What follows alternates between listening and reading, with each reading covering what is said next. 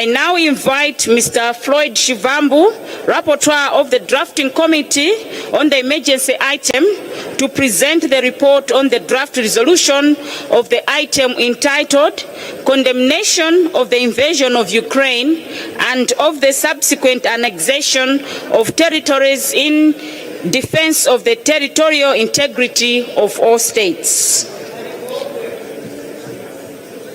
The text of the draft resolution was circulated to all delegations this morning and can be found in document A/145/7 DR.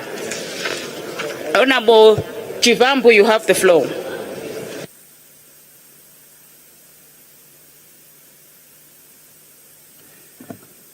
Thank you very much, Chairperson of the Assembly. Asante Sana. Let me start by taking this opportunity to congratulate the Parliament and Government of Rwanda for hosting a thus far successful 145th Assembly of the IPU. The levels of excellence demonstrated thus far inspires confidence on all of us and brings pride to all of us as Africans. So we as Pan-Africanists are proud that one of our own has hosted a successful global event attended by people from all corners of the world and definitely from more than 140 countries. I'm here to present the outcome of deliberations of the drafting committee on the emergency item resolution, which met yesterday afternoon, the 13th of October 2022.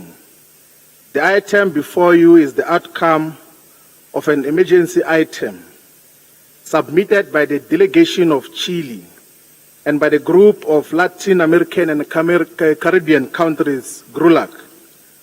The resolution, as the Honorable Chairperson of this session has already stated, has been circulated to all delegates. But that does not mean that after we have introduced this emergency item and the draft resolution, your right to differ will be suppressed. Your right to differ does not dwindle into insignificance, because some of you are guided by and comply with the foreign policies of your respective countries. The title of the resolution before the Assembly reads as follows: Is condemnation of the invasion of Ukraine and of the subsequent annexation of territories in defense of territorial integrity of all states. The delegates that were represented in the drafting committee came from all the geopolitical groups of the IPU, and specifically came from the countries of Canada, Chile, the Islamic Republic of Iran, Jordan, New Zealand, Oman, Peru, and then, of course, South Africa. We want to thank Ms. Michelle Rampel-Ghana from Canada for a professional and respectful chairing and seeing us through many tense moments. I want to thank the committee for its work that saw us overcoming a lot of differences. While we had numerous disagreements, what we all agreed on is that the only way to end the suffering is by ending the war, and that the IPU must play an important role in facilitating dialogue between the two countries.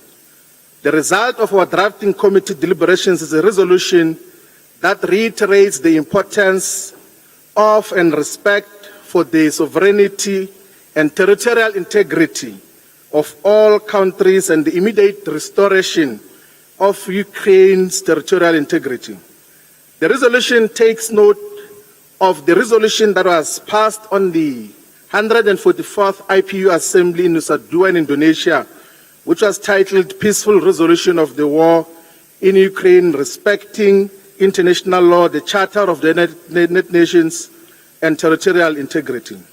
The resolution speaks to the need for investigation of possible war crimes and accountability for perpetrators, and supports the establishment of courts with specific jurisdictions to investigate these possible war crimes.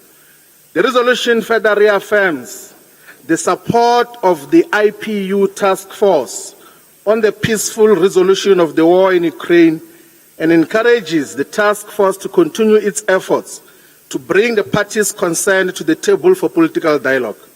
It places emphasis on the humanitarian impact of the war in Ukraine and appeals to the international community to support the United Nations International Children's Emergency Fund, which is UNICEF, and other specialized organizations to alleviate the suffering of the millions of children, refugees inside Ukraine and abroad.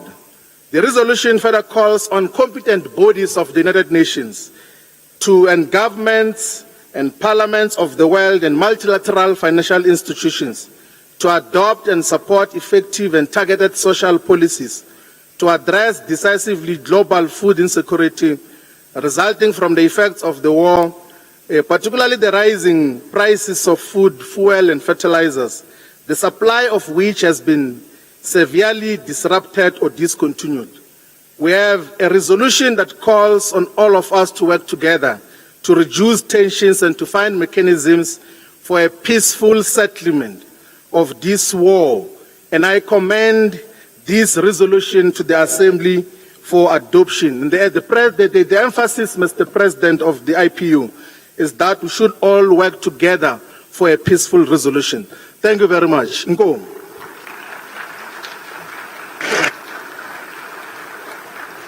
Thank you very much, our rapporteur, Mr. Shivambu. I now call upon the chair, Madame Michelle, to give her remarks. Thank you. Thank you, Honorable Chair and Honorable President. On behalf of the drafting committee, I want to thank all of the members who were on the committee yesterday, as well as the Secretariat and my colleague, the rapporteur from South Africa. The discussion that we had in the committee yesterday was certainly heated and passionate, but it was deeply respectful, and I think it sought to understand differences and to come to consensus, as was just said by my colleague as he presented the motion. And I think that's the best of what the IPU can offer. And I think that's the best of what everyone here can do. And so with that, I would just like to thank my colleague for the words that he said and echoed them. And it was a wonderful experience to be part of as a parliamentarian as well. Thank you for the opportunity. Thank you, Chairperson of the Drafting Committee. I now invite the Secretary General to explain to us the procedure. Secretary General. Madam President, thank you very much for this opportunity. I just want to make a couple of clarifications as you are set to adopt this resolution on the emergency item. As